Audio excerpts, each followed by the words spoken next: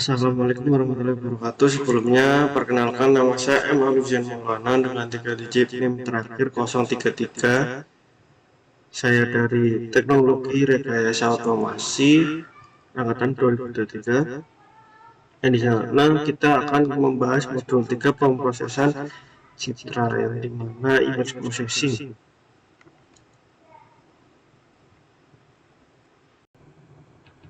Saya akan menjelaskan atau memperhatikan langsung bagaimana itu modul 3 pemrosesan citra atau image processing. Yang dimana kita dapat melihat di sini terdapat citra input yang akan difilter, kemudian menghasilkan citra output itu sendiri. Kategori operasi pemrosesan citra yaitu terdapat 3, yang dimana transformasi intensitas, kemudian ada filter spasial atau morfologi, kemudian yang ketiga itu frekuensi dan compositing, yang memiliki tujuan utama sebagai tingkat kualitas visual, ekstrak informasi penting, kemudian siapkan input untuk analisis lanjutan atau processing. Yang dimana kita dapat melihat sini yang awalnya yaitu gambar gelap menjadi gambar terang atau lebih kontras seperti itu, dengan beberapa formula yang kita gunakan yang akan menaikkan kontras dan mencerahkan gambar atau bias. Kemudian pada histogram equalization yang dimana kita akan melihat yang dimana gambar itu gelap kemudian menjadi cerah sehingga dapat meratakan distribusi via JTF sharing, menyebabkan noise yang berlebihan. Kemudian terdapat gamma correction dan global thresholding yang dimana kita dapat melihat input RGB dan outputnya binary atau koreksi. Dan di sini ada otomatisasi thresholding atau outsu, di mana input dokumen berbayang kemudian dibinarisasi menjadi lebih jelas atau lebih kelihatan yang tidak berbayang. Baik, langsung saja kita masuk pada praktiknya. Kita contohkan satu persatu yang dimana yang pertama yaitu ada counter detection.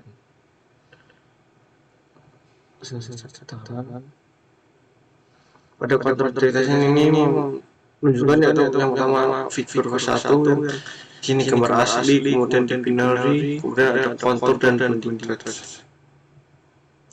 Kemudian di sini figurnya ada binary, red external, red list, red com, red tier 3, dan kontur.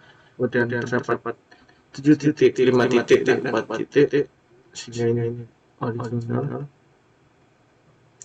Kemudian terdapat binary property untuk counter detection sendiri yang dimana fungsinya untuk kita dapat mengetahui kontur-kontur yang berada pada gambar tersebut.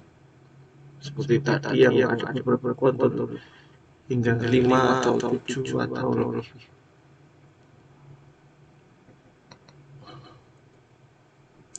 Kemudian histogram equalization adalah teknik untuk meningkatkan kontras gambar dengan meratakan distribusi intensitas visual. Teknik ini berguna untuk gambar yang terlalu gelap sehingga kita dapat menerangkan. Ini adalah gambar yang asli yang dimana gambarnya dengan gelap, dan setelah di equalization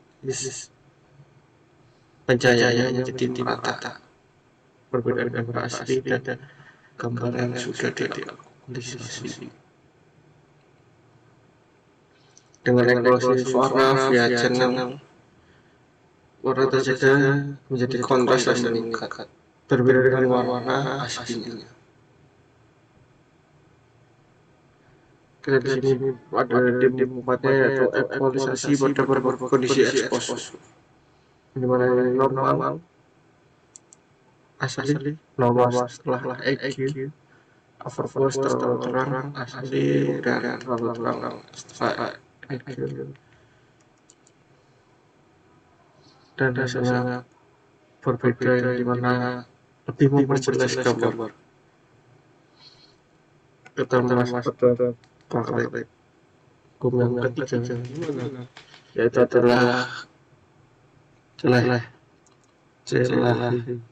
yang dimana itu kontras limited adaptive histogram equalization adalah pengembangan dari histogram equalization yang bekerja secara lokal pada tanggal kecil gambar dan membatasi aplikasi kontras agar menghindari noise amplification yang terjadi pada equalizer sekitaran dimana bagian pertama yaitu global EQ dan telah mengenai beberapa perbedaan ASCII seperti ini, kemudian ada equalizers, kemudian ada yang dimana gambar menjadi lebih berstruktur ya. Yang ketiga ada variasi yang dimana variasi tergrid size pada kelah tersebut berbeda gambar asli global kontras kayak pada gambar berwarna kemudian kita masuk pada percobaan keempat yang dimana itu color segmentation ini dimana ini berguna untuk memberikan warna yang lebih segmentasi kemudian yang dimana gambar aslinya seperti ini kemudian pada ruang ASP kemudian masuk merah hasil merah masih hijau hasil hijau yang dimana memisahkan antara warna dan bentuknya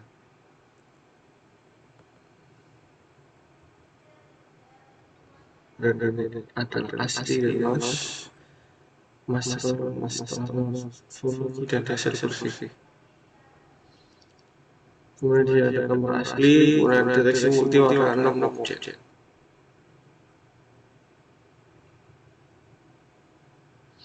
termasuk pada percobaan kelima percobaan kelima ini ada thresholding global yang mengkonversikan gambar grayscale menjadi gambar binar menggunakan nilai ambang batas threshold yang sama untuk seluruh gambar. Teknik ini sangat efektif untuk gambar yang pencahayaannya yang sangat dalam. Ada tipe satu yaitu manual threshold dengan berbagai nilai dengan gambar skala asli, kemudian threshold 60, 100, 127, 150 dan 200. Perbedaan yang sangat kontras sekali dari gambar asli hingga gambar yang trace tones atau trace tones. Kemudian ini output threshold yang dimana nilai otomatis dengan threshold manual 127 yang dimana kita dapat deteksi otomatis atau threshold secara otomatis dan secara manual. Pengaruh pada global thresholding tersebut kan memiliki sedikit bercerita atau titik ya. Kemudian masuk pada thresholding OTS atau optimal secara otomatis. Optimum sehingga memiliki variasi intrakelas bimber dari histogram triangularis dari puncak ke ujung histogram dari mencari jarak X-nya tersebut. Langsung saja kita run. Yang dimana kita dapat gambar asli kemudian di outzoomnya di atas 170 atau 110. Kemudian ada adaptive thresholding hampir sama seperti sebelumnya yang dimana gambar asli ini memiliki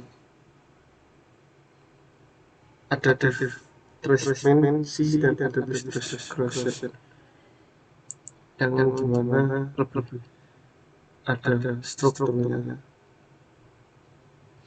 kemudian ukuran 7/11/1 dari 1 sampai 100. Kemudian dengan variasi konstan C-nya dengan proses 15. Kemudian ada tim global threshold pencahayaan tidak merata yang di sini kiri lebih terang daripada kanan gelap, kemudian gagal di area campuran, ada ratio dan dosis yang paling dalam. Kemudian kita masuk pada konvolusi dan filter yang dimana ini memahami operasi konvolusi 2D secara manual maupun menggunakan CV2 atau filter serta mempelajari berbagai jenis kernel standar. Ada ceritakan terlihat asli kemarasannya konfigurasi manual dan ini ada filter terbaru di box 3x3. Mulai berbagai kernel standar asli dan di box blur, sharpen, emboss, dan edit. Kemudian di kernel horizontal, kernel diagonal, dan kernel application. Dan ini ada pengaturan atau pengaruhan pada kernel terhadap output dan hasilnya. Dan 3/61 dan 0,32 milisecond sampai 4,43 milisecond. Kemudian Gaussian blur yang dimana di sini Gaussian blur itu bertujuan untuk memahami filter Gaussian dan distribusi Gaussian 2D secara serta membandingkan blur kotak box filter sehingga kita mempelajari pengaruh ukuran kernel dan nilai sigma terhadap tingkat kehalusan serta implementasi kernel Gaussian untuk efisiensi kompetensi. Belajar keterangan ada tim yang pertama pada Gaussian blur versus box filter yang dimana Gaussian blur K15 blur. Kemudian pada tim untuk pengaruh ukuran kernel Gaussian tersebut yang akan membuat menjadi lebih blur dan gambar aslinya dan pengaruh nilai sigma pada Gaussian blur tersebut. Dan kemudian secara Gaussian 1D kali 1D sama dengan 2D.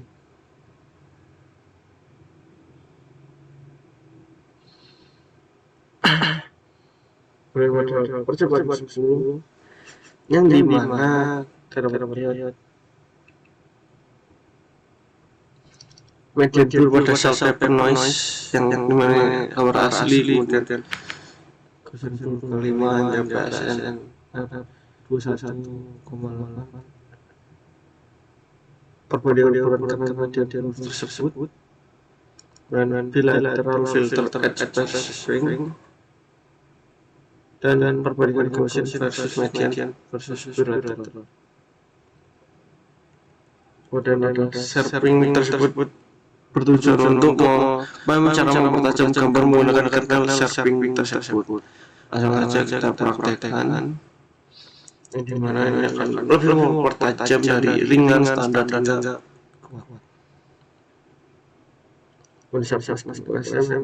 gambar asli dimas dengan detail 1,5 dan USS 1,5 dan USS 1,5. Temperature sharpening dengan size 3, 5 hingga 5. Kemudian tim kompetitor dengan kuat sharpening alpha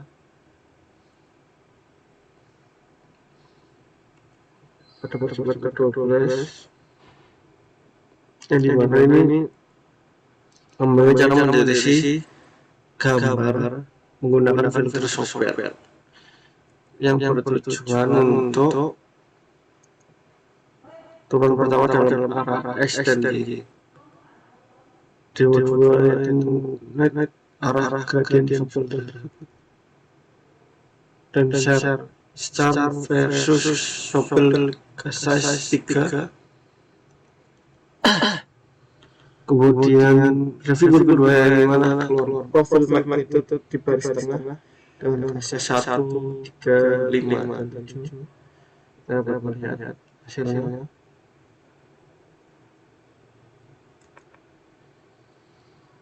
Baiklah, sudah kita pada artikel 13 yang dimana di sini percobaan deteksi tepi kan, yang dimana kita dapat melihat gambar original pada percobaan 13 dengan deteksi tepi channelnya yang akan berstruktur.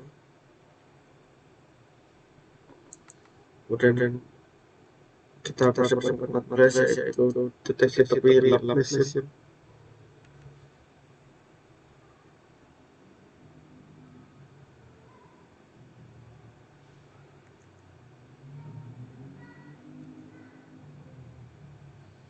Lanjut saja kita pada percobaan 15 morfologi yang dimana citra asli biner dan citra erosi, tutilasi, pixel hilang, erosi, pixel bertambah dilasi. Morfologi erosi yang dimana bertujuan untuk mendeskripsikan operasi morfologi dasar erosi dan dilasi pada citra biner bahasa mencakup erosi tersebut dan dilasi dasar dengan kernel berbagai bentuk kernel RECT, elipse, cross dan beberapa ukuran pengaruh literasi beragam dan aplikasi nyata. Erosi hapus noise kecil dilasi sambungkan bagian yang terputus. Kita lanjut percobaan ke-16 yang dimana opening hapus noise yang dimana terdapat citra aslinya kemudian noise terhapus dan dilasi kemudian terus opening lubang tertutup dan kita pasang percobaan 17 yang dimana mempelajari transformasi morfologi lanjutan yaitu top hat dan black hat yang berguna untuk mendeteksi objek kecil terang atau gelap yang mengoreksi pencahayaan tidak merata. Kita lihat gambar aslinya sintetis, kemudian ada opening, PTH manual, histogram, selisih manual, dan mode identik. Yang pada detik black top hat transform yang dimana PTH fasing gambar asli menggunakan objek gelap kecil. Pada demo ketiga tersebut koreksi pencahayaan tidak merata background ya white top hat. Pada demo 4 pengaruhan komponen interesting elemen pada white top hat CE SE lebih besar, fitur yang lebih besar itu tertangkap.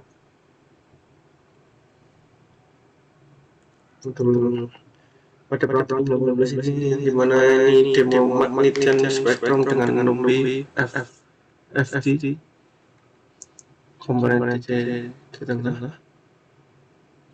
Kemudian demo filter frekuensi dalam domain for sirkular noise IDFT kemudian gambar terfilter. Yang dimana hasilnya ini gambar asli, referensi, radius, masa radius. Kemudian pass, hasil pass filter dan hasil band pass filter. Yang dimana terdapat tipe ketiga OPGV, spektrum dan gambar asli seperti ini. Dan tipe spektrum, selisih magnitudo, selisih rekonstruksi dan distribusi selisih rekonstruksi. Pada tipe kompat ini sinyal sinusoidal sintetis baik magnitudo spektrum setiap frekuensi kosinus menghasilkan dua spek simetris dan spektrum. Yang dimana mempelajari discrete Fourier transform DFT menganalisis gambar dalam domain frekuensi komponen frekuensi tindak mempresentasikan area smooth sehingga Bidang frekuensi tinggi membesarkan detail tapi adus. Kemudian kita pada percobaan ke-19. Yang dimana terbuat low pass filter ideal, Gaussian dan Butterworth. Kemudian high pass band pass filter yang mana gambar original yang terang menjadi gelap. Kemudian langsung saja kita masuk pada modul atau praktikum yang ke-20 yang terakhir yang dimana analisis komponen terhubung. Dengan kita kan yang dimana gambar asli, gambar citra biner, kemudian ada label komponen. Kemudian citra biner dengan ada Facebook generate per komponen. Kemudian ada hasil noise 131 komponen, head of area setelah filter area di bawah 500. Kemudian ada diagonal mix, diagonal group dan diagonal citra biner lengket by area.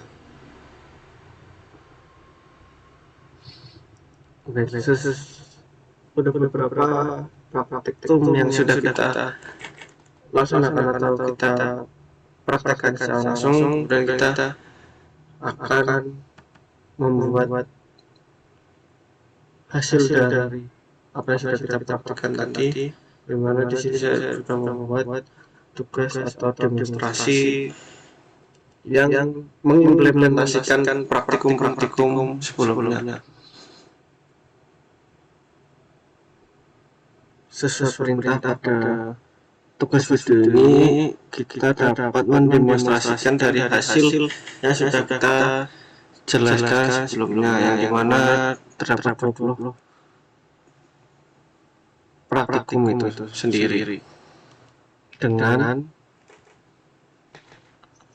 begitu kita dapat melihat bagaimana pengimplementasian secara langsung. Baik, kita langsung run.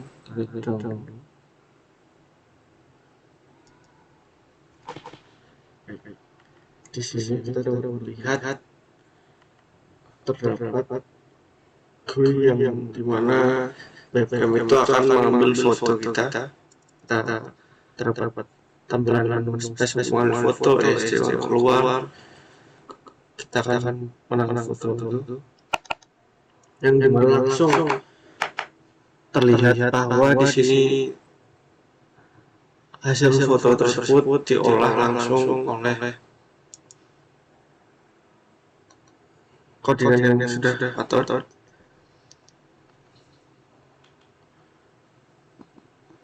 Koordinat atau project atau demonstrasi yang sudah kita lakukan. Di sini terdapat input asli, lab, kemudian Gaussian blur, contour detection, dan wash biru, ada connect, morph, top hot, black hot, dan software. Sehingga kita dapat memperhatikan secara langsung, mengimplementasikan hal tersebut.